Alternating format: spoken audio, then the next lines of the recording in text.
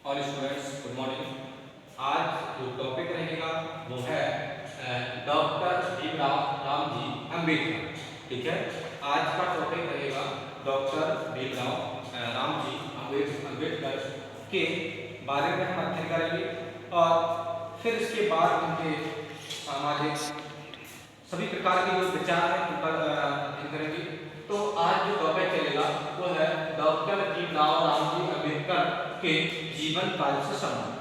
ठीक है, तो इसमें हम आपको बताएंगे कि जो जीवन काल है वो चला है सन 1891 से लेकर 1956 तक के जीवन काल में इन्होंने बहुत सी परिस्थितियों का सामना किया, बहुत जगह ज्ञान अर्जन किया, ज्ञान प्राप्त किया, बहुत से पदों पर रहे। तो हम उनका अध्ययन करेंगे। ठीक है, तो सबसे पहले बात आती है कि जो डॉक्टर भीमराव अम्बेडकर जो थे, इनका जन्म जो हुआ था सन 1891 ईस्वी में, अर्थात 14 अप्रैल 1891 ईस्वी को महू छावनी में हुआ था।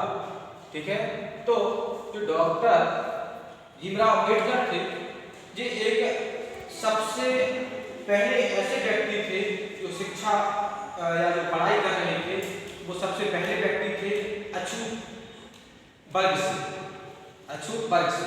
और जो अछूत वर्ग के जो व्यक्ति जो पहले व्यक्ति थे, और ऐसे पहला व्यक्ति को माना गया था जो विदेश में जाकर के पहले व्यक्ति थे जिन्होंने विदेश में जाके शिक्षा प्राप्त की, वो भारत का पहला व्यक्ति था, वो भी अछूत वर्ग से। ठीक है, जिसका नाम डॉक्टर भीमराव अम्बेडकर है। इनको बचपन में भीम के नाम से या भीम सतपाल के नाम से जाना जाता था।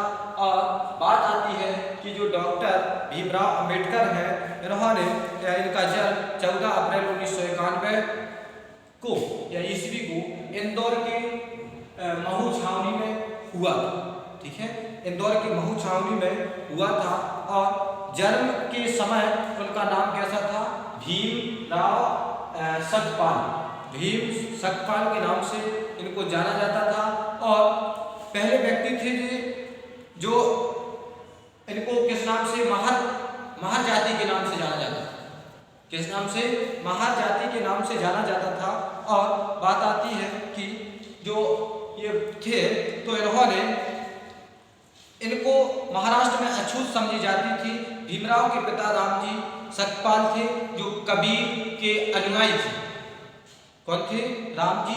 रामजी सतपाल के इनके पिताजी का नाम था।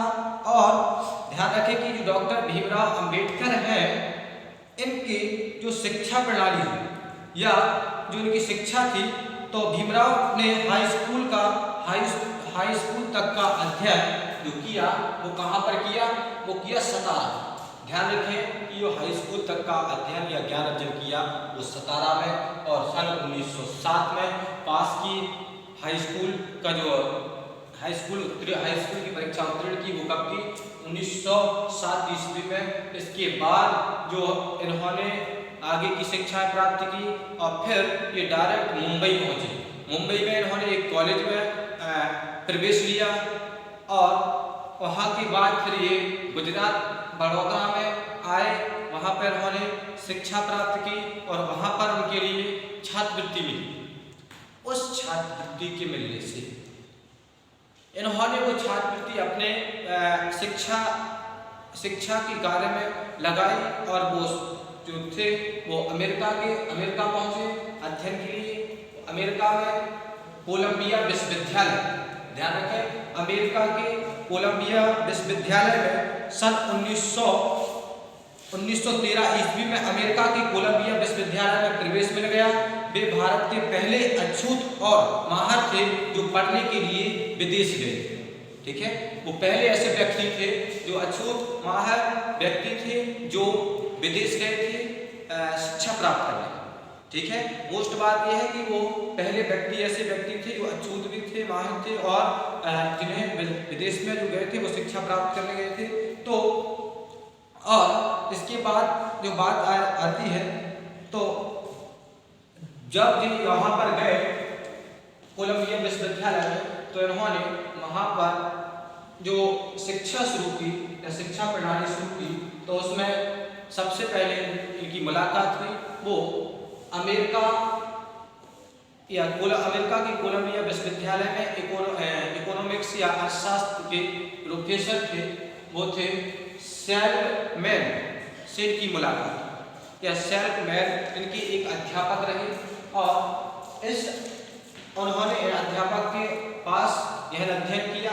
इसके बाद इन्होंने अपने वहीं से अमेरिका के कोलंबिया विश्वविद्यालय से ही इन्होंने अर्थशास्त्र से एमए कर ली।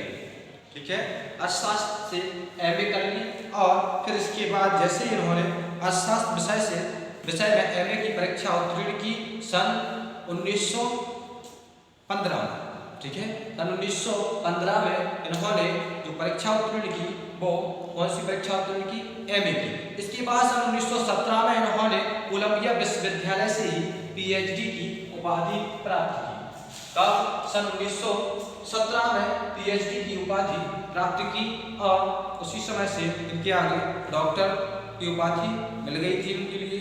और फिर इसके बाद बात आती है कि फिर ये अपने समस्त प्रकार के अध्ययन के बाद या फिर अर्थशास्त्र के अध्ययन के लिए विश्व की प्रसिद्ध शिक्षण संस्थान, ध्यान रखो, विश्व की प्रसिद्ध शिक्षण संस्थान में अर्थात जिसका नाम था London school of economics and political science संस्थान में इन्होंने प्रवेश लिया। और कौन से विश्वविद्यालय में? जो विश्व में प्रसिद्ध संस्थान है उसका नाम है London school of economics and political science संस्थान में इन्होंने प्रवेश लिया। और भीमराव ने, मैं कहने का मतलब है कि भीमराव में पढ़ने की ऐसी लगन थी कि वे दोपहर का लंच भी भूल जाते थे। अर्थात कहने का मतलब है कि जब दोपहर टाइम चलता था तो उस समय वो अपने पुस्तकालय में बैठ करके अध्ययन करते रहते थे। ठीक है, तो इसके बाद बात आती है कि वो लेकिन बड़ौदा रियासत के साथ हुए अनुसंधान के आधार पर उन्हें अध्ययन बीच में छोड़कर 2 वर्ष के लिए बड़ौदा राज्य में एक पद पर आना पड़ा। वो पद था कौन सा? बड़ौदा में आए तो मिलिट्री सचिव पद पर कार्य किया है उन्होंने 2 वर्ष तक। लेकिन फिर वो अपने शिक्षा प्रणाली को रोका नहीं उन्होंने, फिर वो शिक्षा प्रणाली को आगे करने के लिए वो फिर दोबारा से लंदन गए। कहाँ गए? लंदन गए और उन्होंने लंदन विश्वविद्यालय से पीएचडी की उपाधि प्राप्त की। इसके साथ ही उन्होंने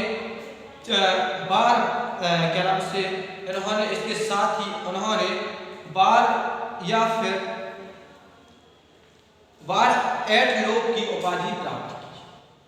बार एट लॉ की उपाधि प्राप्त की कहाँ से? लंदन विश्वविद्यालय से।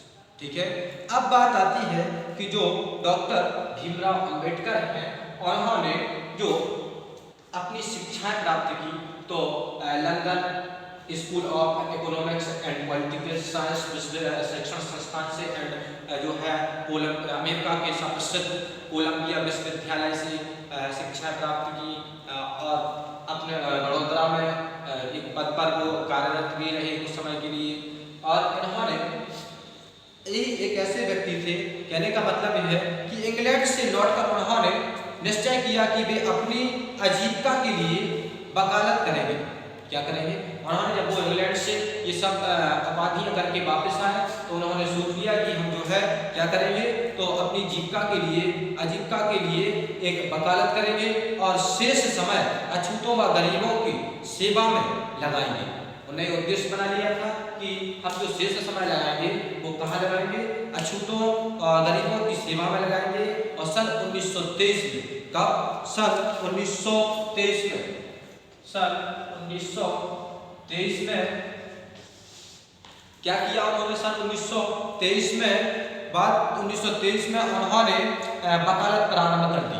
ठीक है, सन 1923 में उन्होंने वकालत प्रारंभ कर दी तथा साथ ही अछूतों के उद्धार के लिए संघर्ष प्रारंभ कर दिया। किसके लिए? अछूतों के उद्धार के लिए संघर्ष प्रारंभ कर दिया। कब? 1923 के बाद। ठीक है। 1921 तक तो उन्होंने उपाधियों के कार्य की, उपाधि प्राप्त की। तो भारत लौटकर उन्होंने वकालत कार्य प्रारंभ किया। वकालत कार्य करने के साथ साथ उनका उद्देश्य था क्या कि जो अछूत और गरीबों की सेवा करना।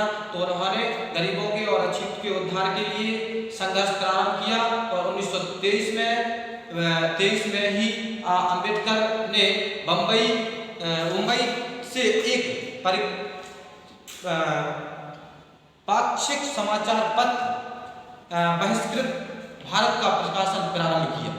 ठीक है, क्या किया तो ध्यान रखें, पाक्षिक समाचार पत्र बहिष्कृत भारत का प्रकाशन प्रारंभ किया। ठीक है, तो इसके बाद डॉक्टर अंबेडकर ने दलित वर्गों को संगठित करने की आवश्यकता या अनुभव की, या फिर जो है आवश्यकता को अनुभव किया और उन्होंने सोचा कि जो दलित वर्ग है उनको हमें कैसा करना पड़ेगा, संगठित करना पड़ेगा। ठीक है, और फिर हुआ क्या कि अनुभव की, और जिससे वे सवर्णों द्वारा किए जा रहे सामाजिक अन्याय का प्रभावशाली ढंग से विरोध कर सके, कैसा अच्छे तरीके से विरोध कर सके। और बात आती है कि इस प्रकार से जो उनका बहिष्कार किया और उनका जो कर सके, इस उद्देश्य से उन्होंने 20 जुलाई 1924 को, कब 20 जुलाई 1924 को क्या कर दिया, 20 जुलाई 1924 को उन्होंने बहिष्कृत हितकारिणी सभा की स्थापना की। कौन सी? बहिष्कृत हितकारिणी सभा की स्थापना की। किसने? डॉक्टर भीमराव अंबेडकर। और इस सभा की गतिविधियों को गति देने के लिए उन्होंने महाराष्ट्र के विभिन्न भागों का दौरा किया तथा दलित वर्गों में इस संदेश का प्रचार किया और कि उनका उत्थान शिक्षा, संगठन और स्वयं उसके या उनके द्वारा सक्रिय एवं प्रभावशाली संगठन के माध्यम से ही संभव है। ठीक है, इन्होंने ऐसा आपको बताया, किसको? दलित वर्ग। ठीक है, फिर बात आती है अप्रैल 1925 में।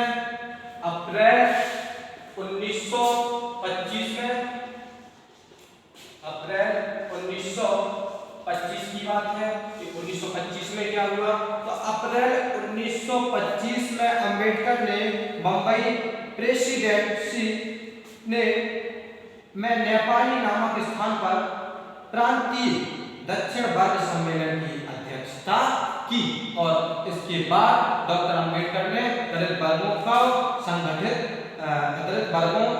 को संगठित संघर्ष की प्रेरणा भी दी और संगठित संघर्ष का यह प्रारंभ महत सत्याग्रह से हुआ।